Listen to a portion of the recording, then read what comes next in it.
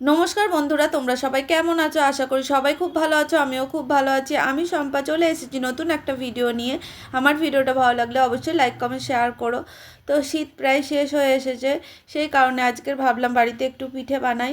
তো সেটাই তোমাদের সাথে শেয়ার করব। তো তোমরা কে কে পুলি পিঠে খেতে পছন্দ করো অবশ্যই কমেন্টে জানিও। তো পিঠে বানানোর জন্য দেখো নারকেলটা প্রথমে ভেঙে নিয়েছি ছাড়িয়ে, তারপরে দেখো কুড়ে নিচ্ছি। নারকেলটা গুড় দিয়ে ছাই মতো বানিয়ে নেব। তো দেখতেই পাচ্ছ এখানে গুড় দিয়ে আমি ছাই বানিয়ে নিচ্ছি। তো আমাদের প্রায় ছাইটা শেষ বানানো। আর এইদিকে দেখো, আর তরকারি পিঠে বানাবো বলে ফুলকপি আলু মটরশুঁটিটা ভেজে নিয়েছি। তারপরে দেখো মশলা কষিয়ে একটুখানি তরকারি বানিয়ে নেব নিরামিষ। তো ভীষণই ভালো খেতে হয়। তোমরা কে কে এরকম পিঠে খেয়েছো অবশ্যই কমেন্টে জানিও। তো এরকম শুকনো শুকনো করে তরকারিটা বানিয়ে নেব। আর তার ওপর থেকে একটা জিরে গরম মশলা শুকনো লঙ্কা ভাজা ছড়িয়ে দেবো সুন্দর সেন্টের জন্য।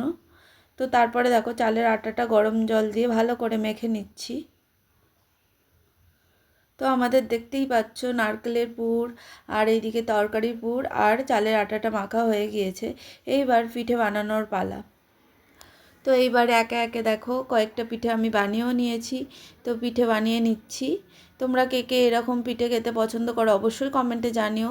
নারকেল দিয়ে পুর দিয়ে এই পিঠেটা দুধের মধ্যে দিলেও দুধ পুলি হয়, ভীষণ ভালো খেতে হয়। তোমরা কে কে এমনভাবে পিঠে খেয়েছো অবশ্যই কমেন্টে জানিও। তো দেখতেই পাচ্ছ কতগুলো পিঠে আমার বানানো হয়ে গিয়েছে। তো প্রথমে আমি নারকেলের পিঠেটাই বানাচ্ছি। তোমরা কে কে তরকারি পিঠে খেতে পছন্দ করো আর কে কে নারকেলের পিঠে খেতে পছন্দ করো অবশ্যই কমেন্টে জানিও। তো আমার তো নারকেলের পিঠেটাই ভালো লাগে।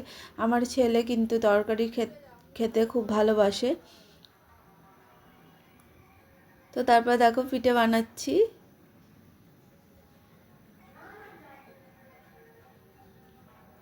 তো একে একে এইভাবে সমস্ত পিঠে বানিয়ে নেব। একটা থালা ভর্তি হয়ে গেলে এটা ভাপাতে দেব। তারপরেই আমাদের পিঠে খাবার জন্য রেডি হয়ে যাবে। তো দেখতেই পাচ্ছ এইভাবে পুরটা অল্প অল্প করে নিয়ে পিঠেগুলো একটা শেপে তৈরি করে নিচ্ছি।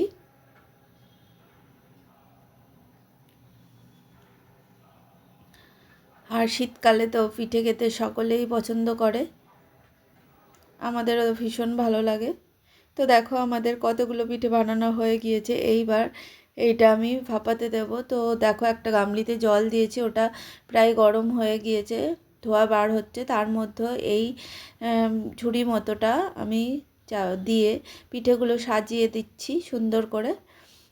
গ্রামের দিকে এগুলো মাটির হাঁড়িতেও হয়, তো ভীষণই সুন্দর হয়। তো আমাদের এখানে উনুনে যেহেতু নেই, সেই কারণে আমি এর মধ্যে করেই পিঠে বানাই।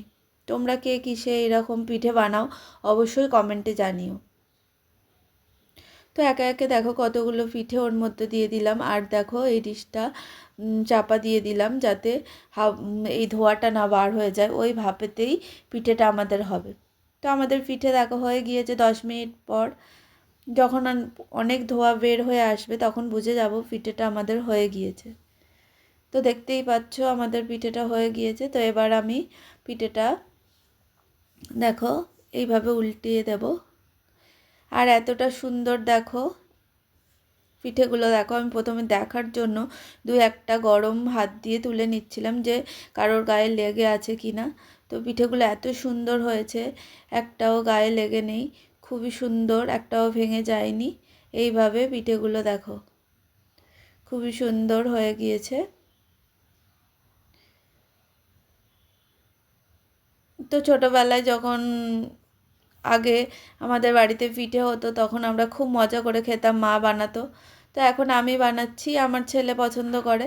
কিন্তু ছোটোবেলার মতো সেই আনন্দটা আর মনে হয় না। আগে যখন পিঠে হবে মানে বিকাল থেকেই খুবই মজার ব্যাপার ছিল যে বাড়িতে পিঠে হবে। তো আমার পিঠে দেখো এতগুলো হয়ে গিয়েছে। তো একের পর এক আমি এইভাবেই পিঠেগুলো বানিয়ে নিচ্ছি। তো আমার ভিডিওটা তোমাদের কেমন লাগলো অবশ্যই জানিও। আর ভালো লাগলে লাইক কমেন্ট শেয়ার করে দিও। আমার ভিডিওটা এই পর্যন্তই, টাটা।